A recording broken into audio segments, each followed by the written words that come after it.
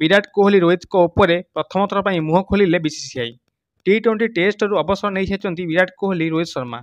जो समय अवसर नेले से समय बीसीसीआई दोष देते समस्ते, किंतु से समय बीसीसीआई किसी भी करना चुप रही।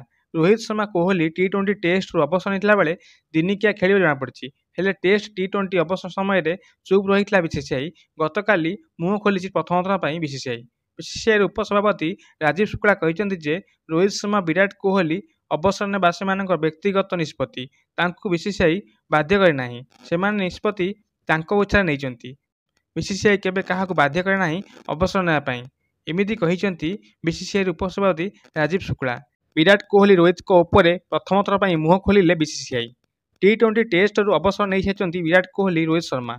जो समय अवसर नेले से समय बीसीसीआई दोष देते समस्ते, किंतु से समय बीसीसीआई किसी भी करना चुप रही। रोहित शर्मा कोहली टी20 टेस्टरू अवसर नहीं बेले दिनिकिया खेल जमापड़ी। हेले टेस्ट टी20 अवसर समय चुप रही बीसीसीआई गतकाली मुह खोली प्रथम थर पर बीसीसीआई। बीसीसीआई उपसभापति राजीव शुक्ला कहते जे रोहित शर्मा विराट कोहली अवसर नेबा सेमानकर व्यक्तिगत निष्पत्ति, तांकु बीसीसीआई बाध्य करे नाही। सेमाने निष्पत्ति तांको इच्छा नहीं। बीसीसीआई केबे काहाकु बाध्य करे नाही अवसर नेबा पई, एमिति कहिसेंती बीसीसीआई उपसभापति राजीव शुक्ला।